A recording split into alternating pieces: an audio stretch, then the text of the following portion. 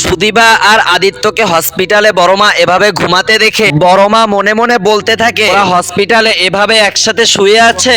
এর মধ্যে অব্র সেখানে হঠাৎ করে এসে পৌঁছায়। তারপর ডাক্তারের সাথে কথা বলতে থাকে। এর মধ্যেই কথা শুনে ওদের ঘুম ভেঙে যায়। তারপর সুদীপা রূপার কাছে আসে। এর মধ্যেই বড়মা সুদীপাকে বলে, রূপা সুস্থ হলে ওকে নিয়ে আমাদের বাসায় এসে কয়দিন থেকে যেও। এর মধ্যেই বড়বাবু হঠাৎ করে এসে বলল, আমাদের বাসায় আসার ওর কোনো প্রয়োজন নেই। তখনই বড়মা সুদীপাকে বলে, ঠিক আছে, তাহলে ওনাদের বাসায় তোমার যেতে হবে না, তুমি না হয় রূপাকে নিয়ে অন্য কোথাও থেকে যাও এই কয়দিন। টাকা পয়সা যা লাগে তার জন্য চিন্তা করা লাগবে না। তারপর আদিত্য এসে বড়মাকে বলে, একে তো তুমি অন্যায় করেছো, আবার তুমি টাকার গরম দেখাচ্ছ এখানে। তারপর আদিত্য সুদীপাকে বলে, তুমি চৌধুরী বাড়িতে ফিরে চলো, চৌধুরী বাড়িতে তোমারও অধিকার আছে। পাশ থেকে রূপা বলে ওঠে, আমি বাড়িতে যাব। তারপর আদিত্য বলে, হ্যাঁ তুমি তো বাড়িতেই যাবে। আর এই সমস্ত কথাবার্তা কুন্তলা আড়াল থেকে শুনে ফেলে। তারপর সে বাহিরে গিয়ে নিজে নিজে বলতে থাকে, আমি ওদেরকে কিছুতেই মিল হতে দিব না, সুদীপা আর রূপাকে আমি আলাদা করবই। এরপর সুদীপা আর আদিত্য রূপাকে নিয়ে বাড়ি ফেরার সময় ডক্টর সুদীপার হাতে একটি ফাইল দিয়ে বলে, ওনার রিপোর্টগুলো একটু দেখে নি, ওনার মাথায় যদি একটু সার্জারি করা যেত তাহলে অনেক ভালো হতো,